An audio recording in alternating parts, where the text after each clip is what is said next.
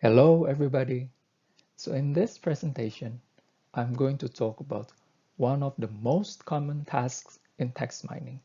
It is called sentiment analysis.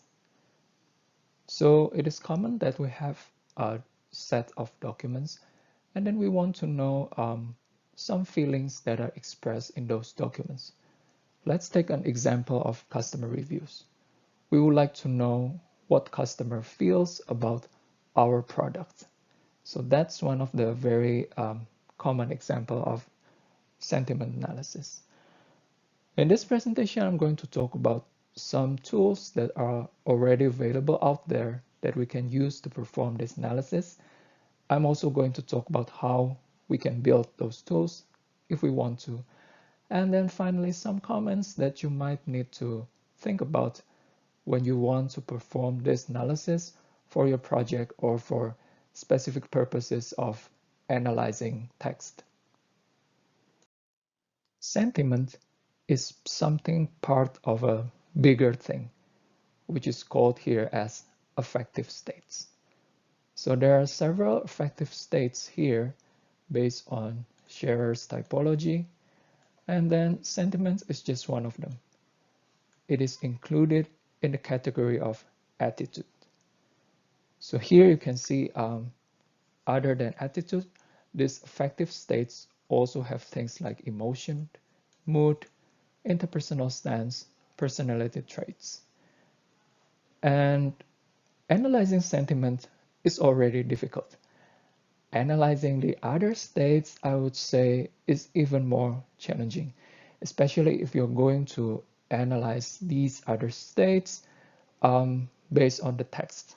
For example, if you like to do predicting somebody's personality based on what he or she writes, it's going to be very challenging.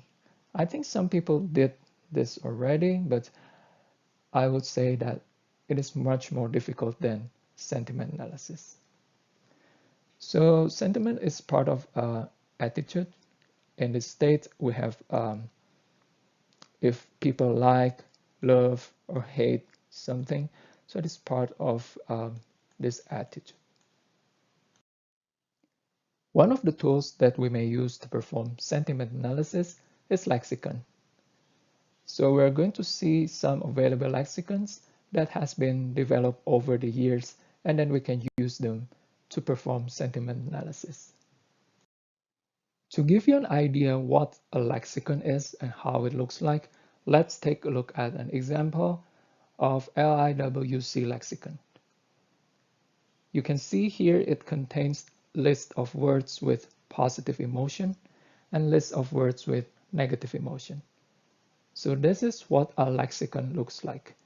It has a list of words under particular category.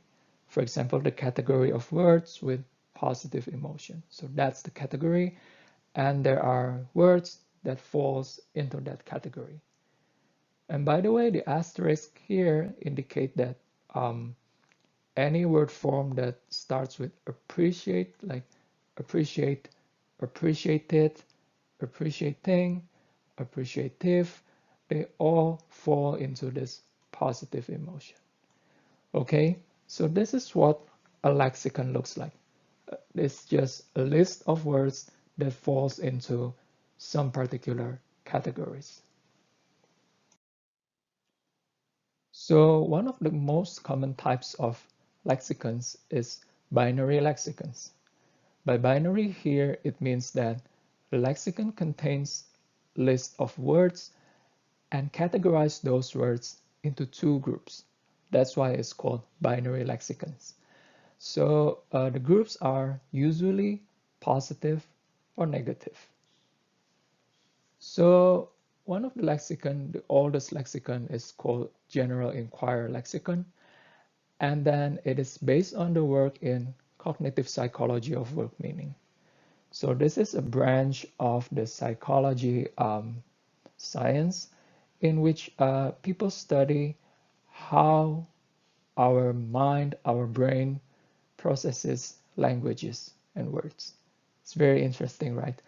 So I still have a dream that one day I will be able to do research that combine psychology and machine learning or text mining. I think it's gonna be very fun to do that. But anyway, this general inquiry lexicon contains 1,915 positive words and 2,291 negative words. And then there's another common lexicons that people use in performing sentiment analysis is called MQPA lexicon. You can see that it has a bigger number of positive and negative words compared to the general inquiry lexicon. And then finally, this is also one of kind of the popular lexicon that people use, especially in the domain of analyzing customer review. So it is called polarity lexicon, and then it is built based on product reviews and WordNet. So that's why it is popular for people who are performing sentiment analysis in product reviews, because this lexicon is built based on product reviews. So the polarity lexicon that we saw in the previous slide was built by two persons. They're called Hu and Liu. The one with the family name Liu is one of the most distinguished people in the area of sentiment analysis. His name is Bing Liu. This is his website, and he's a professor in the University of Illinois at Chicago. You can see that most of his publications, teaching, and books, they're all about sentiment analysis. Unfortunately, I haven't got the chance to meet him at a conference or anything. Otherwise, I would really like to meet him and talk about anything that is related to sentiment analysis. That would be amazing.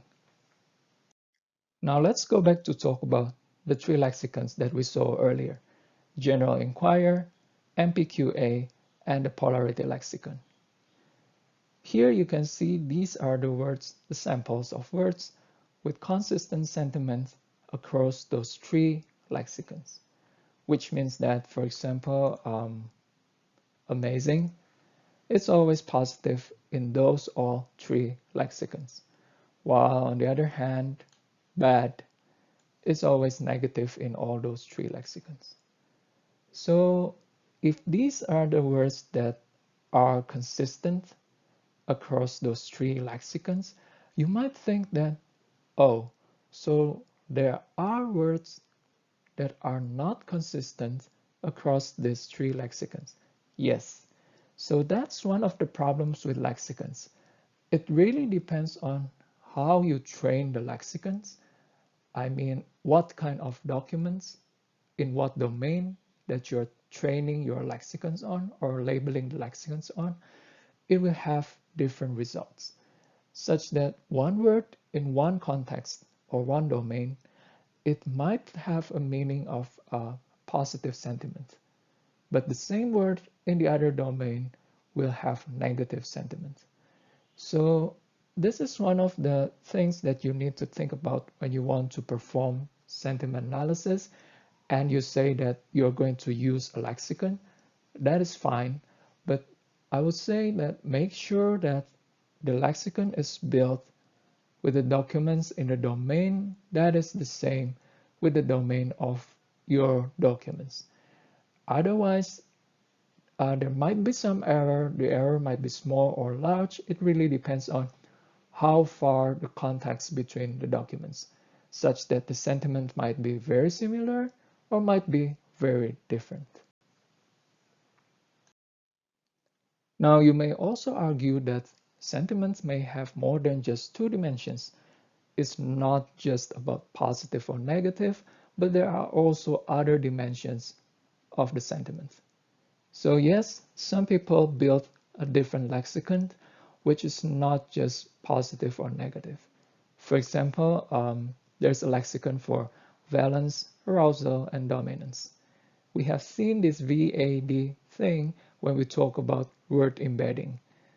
So if you recall, valence is about the pleasantness of the stimulus.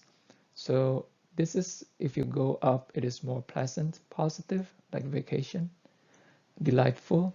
And then if you go down here, it is getting more and more unpleasant or negative, like torture. And then arousal, you can see it's about the intensity of emotion, like you're enraged, you're very angry, or if there's almost no emotion, like you're napping, you're taking a nap in the middle of the day, almost like no emotion, you just sleep peacefully. Okay, and then dominance is about the degree of control. Powerful has a high score of dominance. However, weak has a very small score of dominance. So you might also use the scores to reflect the sentiments.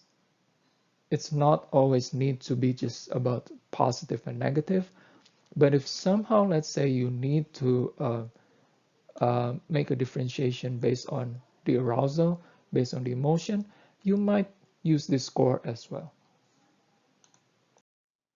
Even more than just 3 dimensions, some people develop the lexicons with even more dimensions.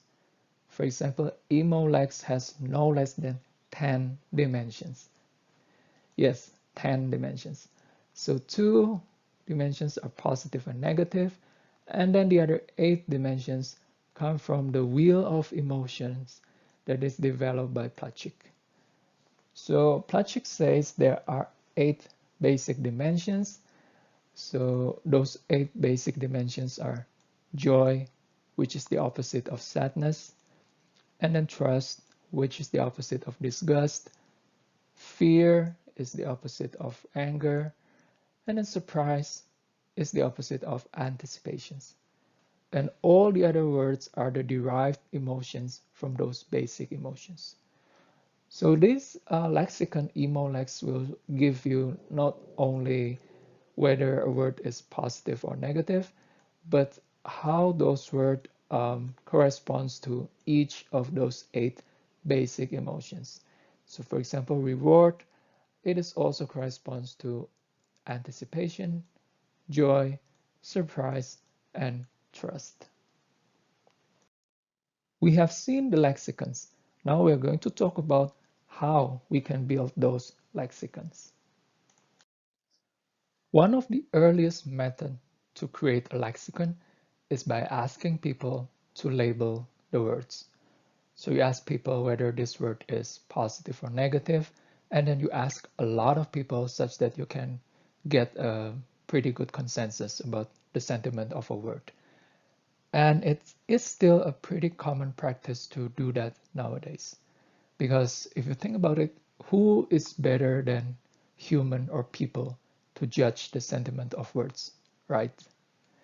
However, nowadays it is usually done online through something called crowdsourcing. So one of the ways to do that is through, for example, Amazon Mechanical Turk, in which you post very small tasks for people to do for very small payment as well. For example, you say if somebody label 3 words, whether those words are positive or negative, and then that person will be paid something like, I don't know, 15 cents US dollars or something like that. Okay, so in this Amazon Mechanical Turk, you can be either the one who posts the job or the one who is doing those kind of small jobs. So human labeled lexicon is the method that is used by EmoLex. Remember the lexicon with 10 dimensions? So that is built using these 2 steps. First, each annotator means the person who is labeling the word. Okay, so each annotator will be asked to answer a synonym question. For example, which word is the closest in meaning to startle? So here, just to make sure that the person understands the meaning of the word before he or she labels the word. And then if the answer for the first question is correct, the person or the annotator will go on to the second question, in which he or she will rate the word's association with each of the 8 emotions. So whether the word is associated with joy, sadness, trust, disgust, and so on. So that was the method that is used to build lexicon, which rely mostly on annotators or people. Now we're going to look at a different way to build lexicon, which is not very dependent to people. We are going to use some semi-supervised methods, and I'm going to talk about this in the second part of the video. So see you in the second part.